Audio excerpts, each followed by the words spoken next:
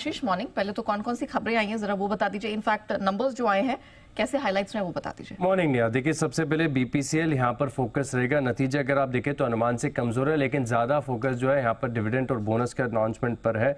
पहले नतीजे में आपको बताऊं, सीक्वेंशियल आधार पर अगर आप देखें तो कंपनी की जो रेवेन्यू है इसमें मात्र 1% की बढ़त देखने को मिली है, और जो कामकाजी मुनाफा है वो एस्टिमेट के लगभग मुताबिक ही देखने को मिल रहा है, क्योंकि 9,146 करोड़ का अनुमान था, इसके मुकाबले 9,213 करोड़ का आंकड़ा यहाँ पर देखने को मिला है। मार्जिन की बात करें तो 7.6% एक्सपेक्टेड थे, 8% के मार्जिन आए, और टोटल मुनाफे की बात करें तो ये थोड़ा सा निराशाजनक देखने को मिला है।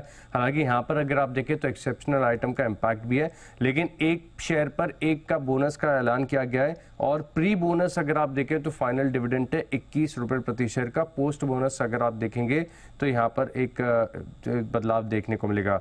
इसके अलावा अगर आप देखें तो एबिट इंडिया यहाँ पर आप फोकस रखिएगा, क्योंकि नतीजे जो हैं वो अनुमान से थोड़े से कमजोर साइड पर ही देखने को मिल रहा है। कामकाजी मुनाफे का जो एस्टिमेट था वो 390 करोड़ था, इसके सामने आंकड़ा है 330 करोड़ का। मार्जिन 26% तक के बाजार जो एक्सपेक्ट करके चल रहा था, केवल 22.9% का है। मुनाफे के आंकड़े की बात करें तो पिछले साल के मुकाबले 24% की ग्रोथ यहाँ पर आपको देखने को मिली है। एमजीएल यहाँ पर भी अगर आप देखें तो जो नतीजे आए वो अनुमान से कमजोर साइड पर ही देखने को मिले। 18 रुपए प्रति शेयर के डिविडेंड का ऐलान भी किया है, लेकिन जो मार्जिन है वो 26.9% एक्सपेक्टेड थे, 25.1% आए हैं, और एबिटा 420 करोड़ एस्टिमेटेड था, 394 करोड़ का आंकड़ा यहाँ पर देखने को मिला है। इसके अलावा कुछ कैश की कंपनीज के रिजल्ट अगर आप देखें तो क्वेस्ट कॉर्प यहाँ पर आप खास नजर रख सकते हैं, क्योंकि नतीजे अच्छे लग रहे हैं। देखिए पहली बात तो ये कि रेवेन्यू में बढ़त देखने को मिली 11% की, जो कंपनी का कामकाजी मुनाफा है यहाँ पर 29% की बढ़त देखने को मिली है। मार्जिन 3.4% से बढ़कर 4%, और मुनाफे का आंकड़ा बहुत बढ़िया लग रहा है, 33 करोड़ से सीधे बढ़कर अगर आप देखें तो 94 करोड़ है, तो यहाँ पर फोकस रहेगा। इसके अलावा शेयर इंडिया सिक्योरिटीज यहाँ पर भी आप नजर रख सकते हैं। नतीजे अच्छे हैं, लेकिन सिर्फ मार्जिन में गिरावट देखने को मिली है। मार्जिन 45.3% से घटकर 37.3% हो गए, और स्टॉक स्प्लिट को भी मंजूरी मिल गई है। एक शेयर को 5 में स्प्लिट किया जाएगा, तो इसका एक इम्पैक्ट है। एबिटा में 13% की बढ़त है, और रेवेन्यू में 37% की हेल्दी ग्रोथ यहाँ पर आपको देखने को मिली है।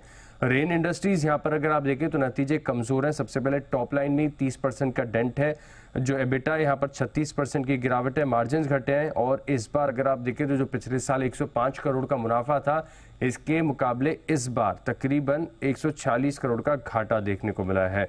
सूर्योदय स्मॉल फाइनेंस बैंक यहाँ पर अगर आप देखें तो नेट इंटरेस्ट इनकम 29% की बढ़त यहाँ पर देखने को मिली है। साल दर साल अगर आप देखें तो प्रोविजनिंग बढ़ी, 38 करोड़ से बढ़कर 48 करोड़। असेट क्वालिटी के लिए आज से सुधार है, और ओवरऑल मुनाफे की बात करें तो 56% की ग्रोथ पिछले साल के मुकाबले देखने को मिली है। ओके, चलिए, तो ये तो रहे हैं हाइलाइट्स उन नंबर्स के जो कल निकल कर आए हैं। ऑफ कोर्स मार्केट उस पर रिएक्ट करेगा। आशीष, और कौन कौन से नंबर्स आ रहे हैं खबरों के दम पर, कहाँ एक्शन है? बिल्कुल, सबसे पहले अगर आप देखें तो निफ्टी में सिप्ला, टाटा मोटर्स, आयशर मोटर्स, ये कंपनी जो है अपने नतीजे पेश करेंगी। वायदा बाजार यानी एफएनओ की लिस्ट अगर आप देखें तो एबीबी इंडिया, पॉलीकैब, भारतीय इंडस्ट्रीज, बैंक ऑफ बड़ौदा और डॉक्टर लाल पैथलैब यहाँ पर रिजल्ट्स आएंगे, तो खास नजर रखेगा। इसके अलावा स्पेंसर्स रिटेल यहाँ पर फोकस रखेंगे, क्योंकि बोर्ड की बैठक है जहाँ पर रिजल्ट्स के साथ फंड रेजिंग के ऊपर भी विचार किया जाएगा। और एक्स डेट है एचडीएफसी बैंक की, यहाँ पर आपको डिविडेंड का एडजस्टमेंट खुलते ही देखने को मिलेगा 19.5 रुपए का।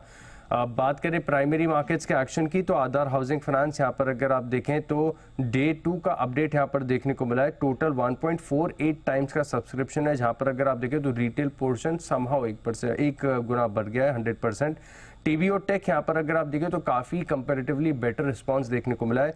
दूसरे दिन 4.15 टाइम्स का बढ़िया सब्सक्रिप्शन देखने को मिला। इंश्योरेंस कंपनी सभी अपने रडार पर रखेगा, लाइफ इंश्योरेंस कंपनीज, क्योंकि यहाँ पर अगर आप देखें तो न्यू बिजनेस प्रीमियम जो अप्रैल मंथ का है, इसका डेटा आया है। एचडीएफसी लाइफ 4% की बढ़त देखने को मिली है, आईसीआईसीआई प्रू में 28%, मैक्स लाइफ में 41%, एसबीआई लाइफ में 26%, और एलआईसी का आंकड़ा बढ़िया लग रहा है, 113% की बढ़त यहाँ पर आपको देखने को मिली है। कल मनोपुरम फाइनेंस में बड़ी गिरावट देखने को मिली थी।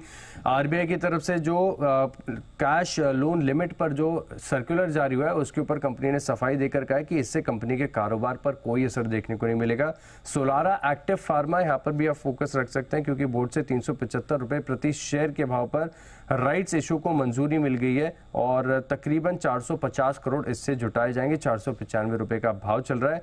ब्रिगेड एंटरप्राइजेस यहाँ पर एक्शन देखने को मिल सकता है, क्योंकि company old Madras road Bengaluru में रेजिडेंशियल प्रोजेक्ट जो है वो डेवलप करेगी और इसकी जो ग्रॉस डेवलपमेंट वैल्यू है वो तकरीबन 600 करोड़ के आसपास की है। पेटीएम में अगर आप देखें तो कल कमजोर बाजार में भी 5% का अपर सर्किट लगा था। हालांकि कुछ मीडिया रिपोर्ट्स ऐसी थी जो बता रही थी कि जो लेंडर्स हैं इन्होंने बैंक गारंटी को इन्वोक कर दिया। इसके ऊपर कंपनी ने सफाई देकर इस खबर का खंडन किया है।